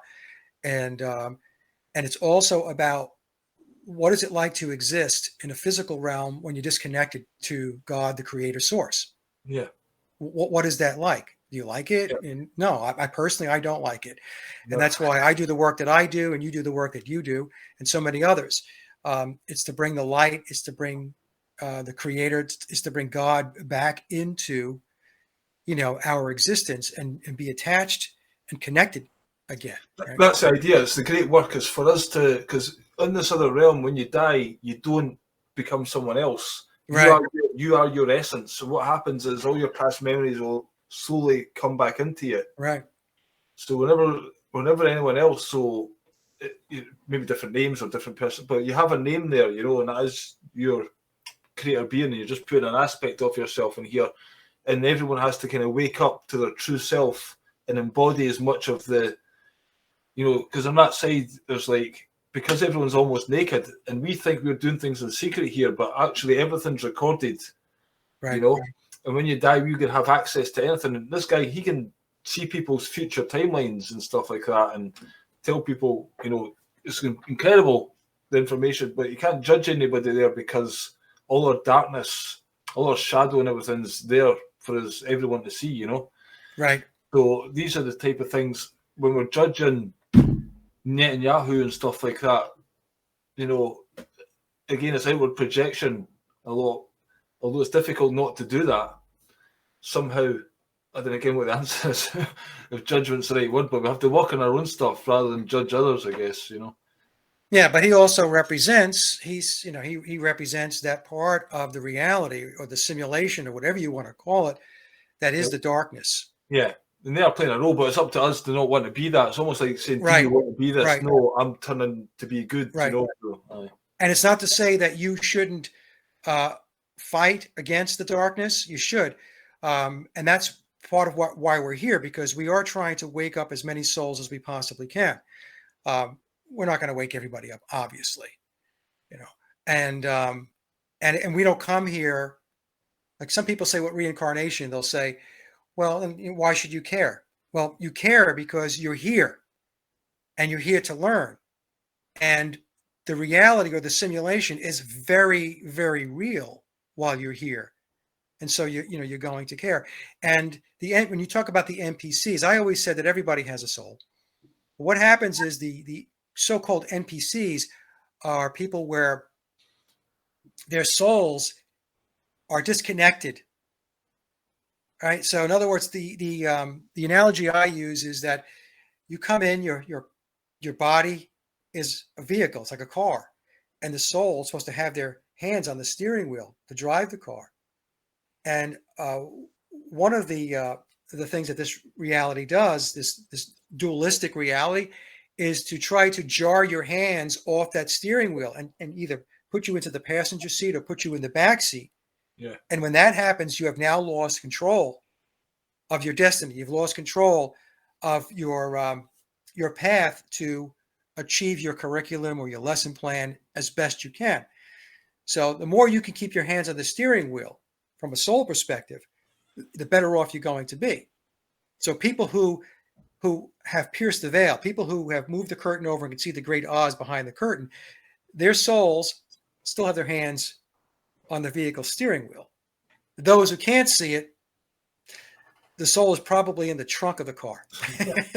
So, anyway, very interesting. I'm going to check out the link that you put in the chat here for sure. Yeah, and if you go to his YouTube channel, it's got 2 or 3 people that have been doing this course, and they're talking about how they're not quite there, but they're getting there. They're starting to, because it takes 3 or 4 weeks training, and you have to get physically fit and stuff like that.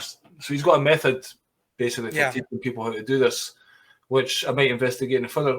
When I was working in a chemical factory years ago, at night I was doing shifts and stuff, so my brain was screwed, and there was a period of time where I was going to the locker room on this really thin bench sleeping, but I woke up with sleep paralysis. Mm-hmm. I was asleep, but I was like, fuck, I can't move my body, and what's going on here? I was like, I got to a point I could really, really force myself and then come out of it. But the first few times it was really quite scary. But I didn't realise then that's the first stage of this, If I hadn't known, okay, I'm asleep, but I'm awake, there's a way to kind of get out of that and then start to leave and then go off, But he says that when you're in that state, you might see demons or stuff like that, because if you're scared, in that level, you create your reality so much quicker than in this level. So, here, this idea of thoughts create reality is a much slower thing, but it does work. But there, you have to be very mindful to stay calm, because otherwise you just get shocked back into your body. And so things like that, it's quite interesting how. Yeah, I've had sleep paralysis my whole life, and I've had out-of-body experiences, all of that stuff. When I was younger, I had many paranormal experiences. So that's how I knew at a young age that this reality, this place, was not as I was told. I knew there was a lot more to it, So, but when I got into the work, when I had my practice for 12 years, I retired back last year after 12 years. It was a very, very, it was a great experience to work with people, and especially doing a lot of the spiritual regression sessions. Yeah, I think So, I've heard that interview. Said that you're about to rush off. There's just one more thing we're going to get to about the score for Mark Lane's JFK film. oh, okay, yeah. So let me go through that real quick. So, there's a hypothesis. I'll call it a hypothesis. It's not a theory that Paul McCartney, biological Paul McCartney, was taken out because he was going to do the soundtrack to a Mark Lane movie, and Mark Lane is best known for his JFK conspiracy work, and saying that it was a government plot, and there was a whole lot more to it than just Lee Harvey Oswald.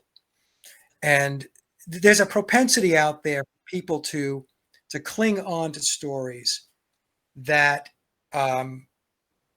make them, I guess, more comfortable or feel better as far as the how virtuous Paul McCartney was, at least in their mind, at least what they want to believe.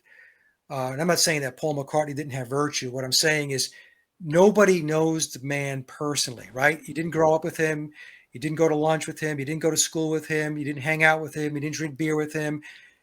So what people have in their heads are fabricated stories and scenarios that they have created over time based upon what they want to believe.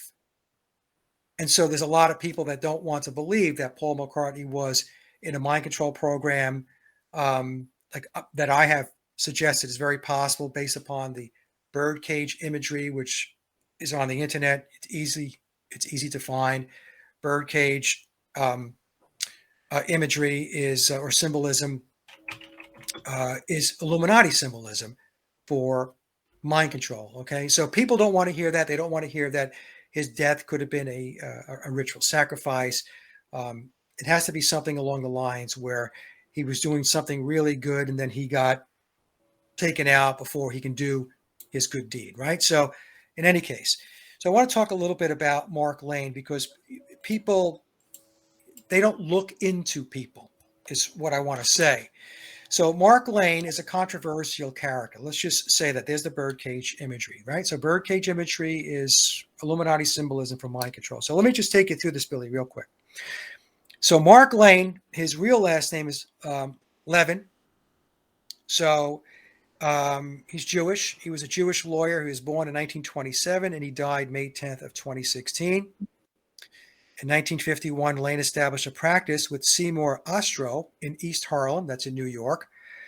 Although Lane acquired a reputation as a, quote, defender of the poor and oppressed, Ostrow later asserted that Lane was, quote, motivated more by his ambition and quest for publicity than any dedication to a cause or concern for the interests of his clients.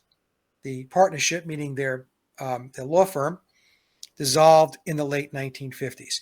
So what we need to know about Mark Lane is the main protagonist involving the JFK conspiracy. So he was really front and center about the conspiracy, that it wasn't Lee Harvey Oswald that acted alone, that there was an entire, cabal of conspiracists that were involved in the murder or the assassination of John F. Kennedy. Okay. So it was also at this timeline, we have to understand that the CIA coined the phrase conspiracy theorist. So the phrase conspiracy theorist goes back to the JFK assassination. Yep. Who was front and center with the conspiracy theory about the JFK assassination? It was Mark Lane. He was also connected into, and I'm sure a lot of people don't know this, he was connected into Jim Jones. Oh my God. Okay.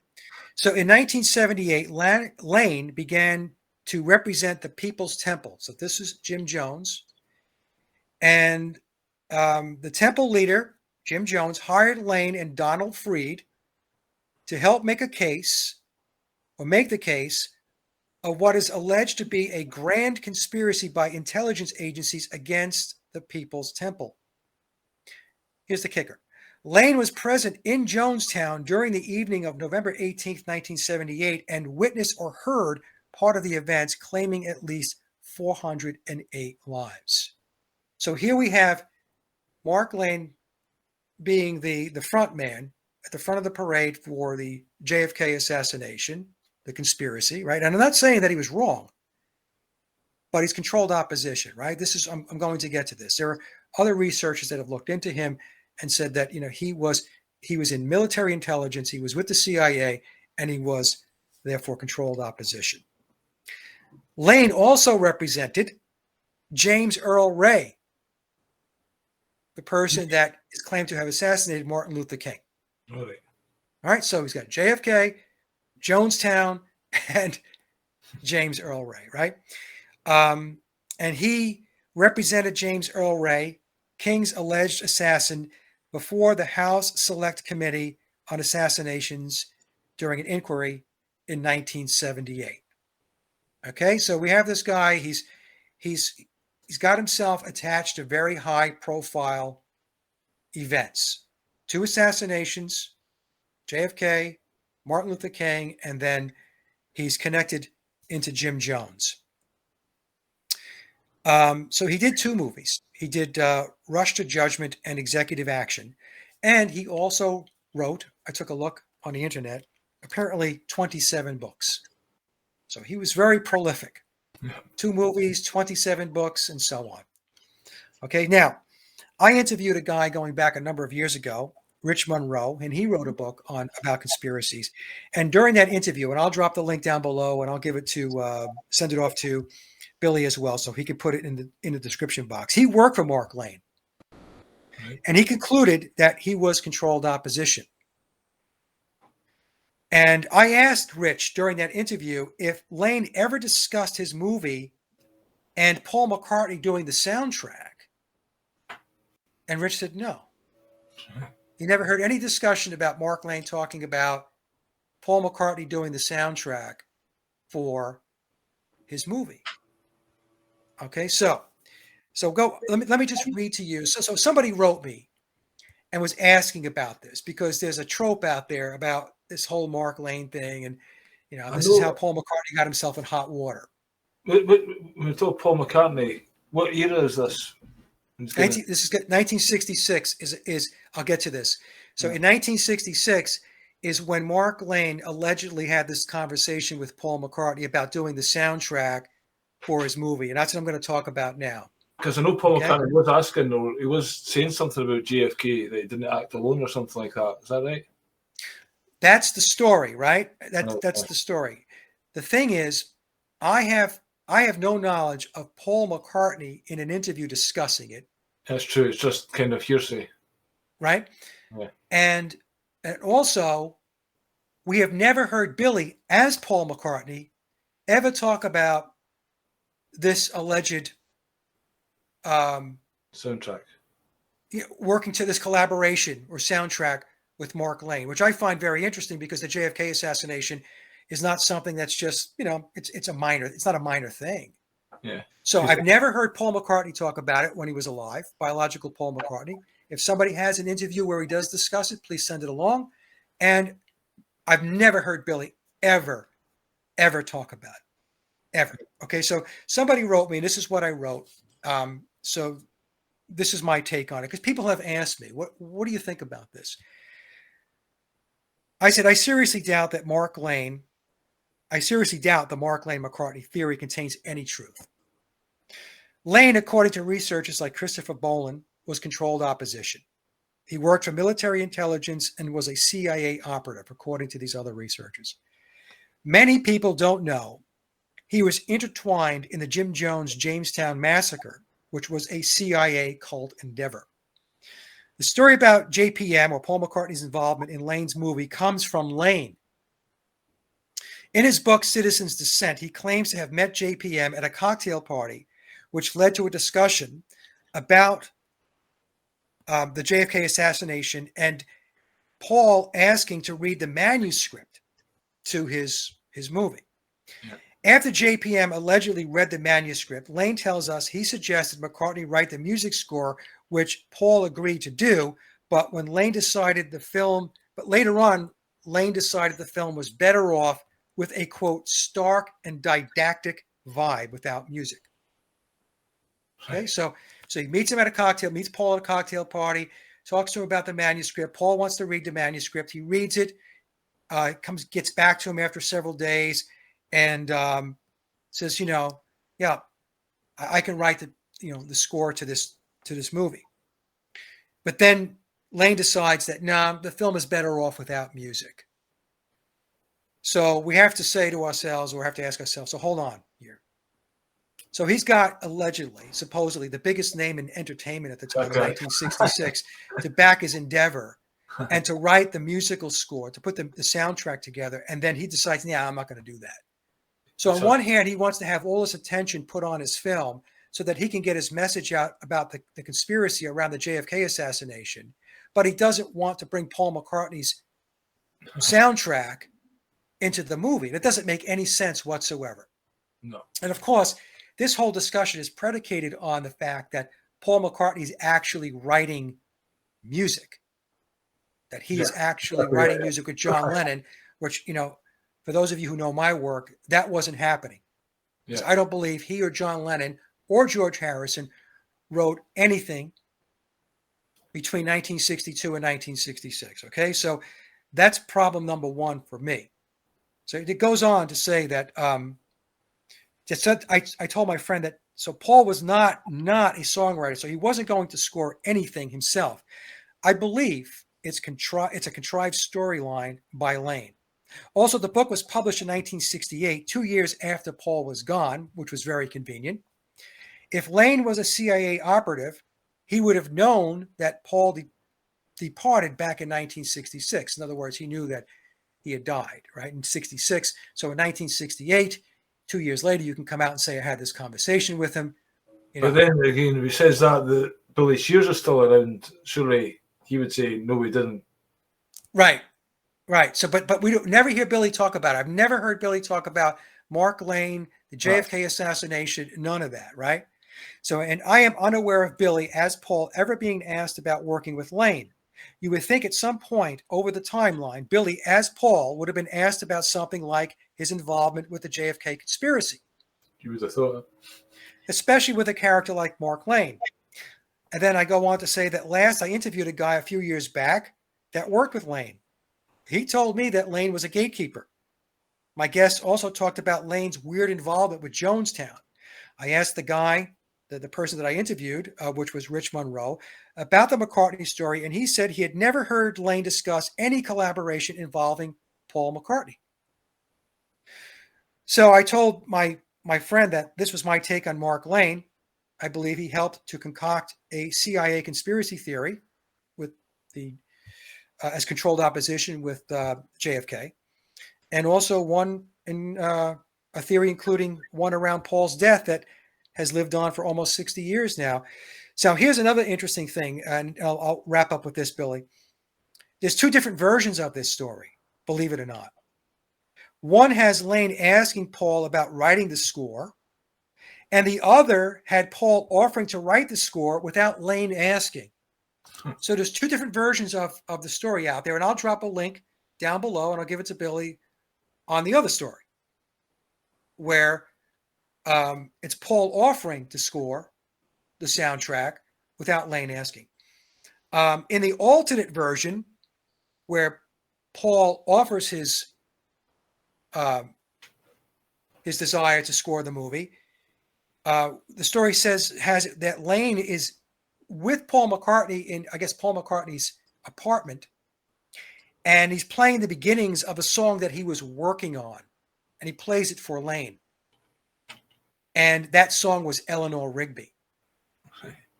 Okay, so here's the problem, all right? Paul McCartney didn't write Eleanor Rigby.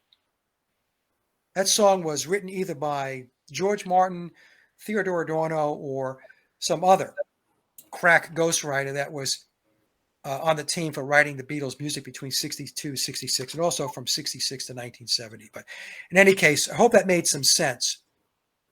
So the bottom line is that Mark Lane, he's a controversial character. There's a sketchiness about the things that he was involved in. And so the whole story, when you read about it, it seems very contrived to me. Now, did he meet Paul McCartney? Maybe he met Paul McCartney. But certainly Paul McCartney was not going to be writing a soundtrack or scoring his movie, because Paul McCartney wasn't So you think a this songwriter. He's just put the story out there, and that's it. Basically, there's no substance behind it, and people have latched on. That's what I see. I see a story that was put out there, in 1968. Paul McCartney's gone because he died in late 66. Pick your date: August, September, November. And so, who was going to argue the story? I don't know. But then again, like I said, we don't ever hear Billy, who's playing Paul McCartney, ever talk about this. So I don't know. The whole thing seems very contrived to me. And personally, I put zero stock in that explanation as to why Paul McCartney died. Yeah. So just to wrap up, what do you think Paul's end? Do you think his demise is coming soon? Do you think he's wrapping things up? Billy? Yeah. Yeah, I think Billy's 86 years old. So Now and Then, I mean, the title of the song itself, Now and Then, is another segue, to, I think it's another clue that his runway is very short. And how short, I don't know. I mean, it could be next week. It could be when he's 90. He likes the nines. I've always said that 90 was probably the date, like Chuck Berry. But who knows, I've seen something the other day. I think he's saying that, why should he stop playing? He's going to play till he drops, kind of thing. Yeah, I mean, that's because, he made a deal with the chief commander, right? That's the chief commander telling him, you're not going to stop playing until you can't play anymore. It's the same thing with Ringo. Yeah, you just see Billy, he is looking a bit, his years are catching up with him, kind of thing. And Yeah. Even when you hear Ringo speak, like when you hear Ringo speaking, when he was doing they were doing the little mini documentary before the song was released. If you listen to Ringo's voice, it sounds very old. Yeah. Very old. And so I believe that is him speaking. Right. But how can that then be the guy that's on stage with the all-star band singing and running around the stage and jumping up and down, doing jumping jacks and going up and down, playing the drums? I mean, somebody's asking about Ringo spilling the beans. Not going to happen. Not going to happen. Ringo's not going to spill the beans. I think, what was it, the guy in Wings, Danny Lane, he was quite the closest, I think, to somebody. He was alluding to Billy Shepherd and stuff like that, wasn't he? Oh, Denny's a longtime friend of Billy's. It goes back to the days with the Diplomats. And interesting enough, I don't know if you saw this post, but Denny is very sick, and he has a GoFundMe to raise $100,000 because he doesn't have any health insurance. Right. And he got remarried, and he lives in Florida. And I put a post up. My immediate thought was, I mean, nobody has to do anything that they don't feel compelled to do. Okay. But my thought was this: Billy can't write a check for $100,000 so that this guy, so his buddy going back to, whenever. This is true. Yeah. Can have his operation or have his medical treatments. I don't know. Maybe Billy did offer. I don't know. It just seems odd that that post went up.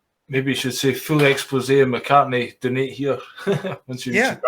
I know he was very pissed at Billy when the Wings tour in Japan got canceled because when Billy packed the weed in his suitcase and then he wound up in a Japanese prison for 9 days. Well, the entire band was out of paycheck because of that. Yeah. Because of Billy's, selfishness. And in the book and memoirs, he tells us that, Denny was very, very angry with him for that. Yeah, but I guess at that time he thought he could do anything. He was untouchable. Yeah, that's what he said in the book. He said that, he felt like hey, I'm Paul McCartney, I could do whatever I want. And he winds up in jail for 9 days, right? There's the number 9 again. In 1980. So, 1980 reduces to 9 as well.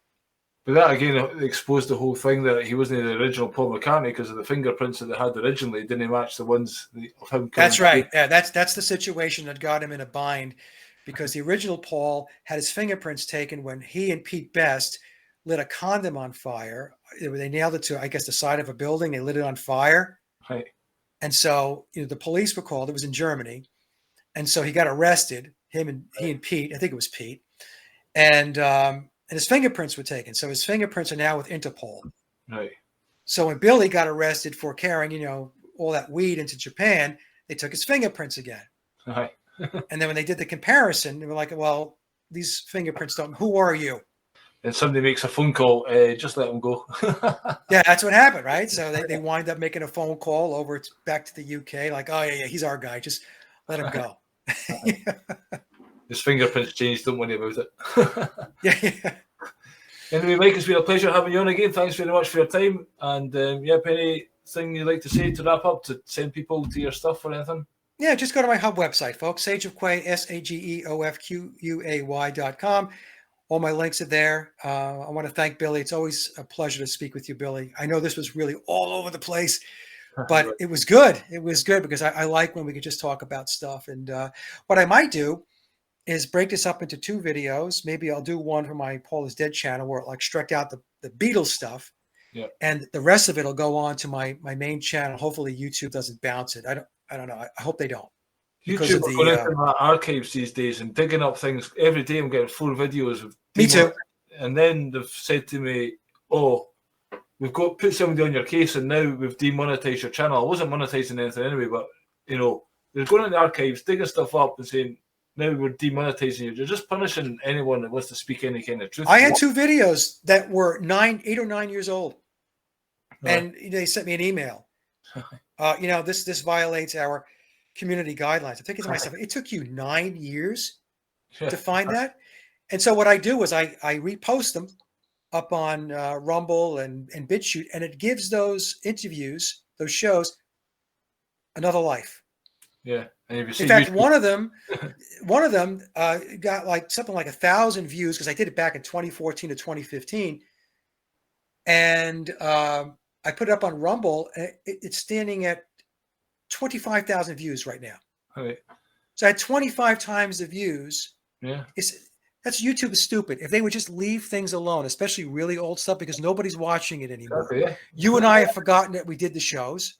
Nobody cares. Nobody's watching it. They're just nobody cares. Robots, obviously, finding little word.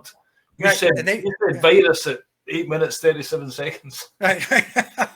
So, in any case, So thank you again, Billy, for having me on the show, and it's always a pleasure. Let's go, man. Welcome back anytime. Everyone else, thanks very much for watching. And I'm with Craig Campbell on the 14th at 7 o'clock. So tune in then. In the meantime, cheers and out. Bye-bye.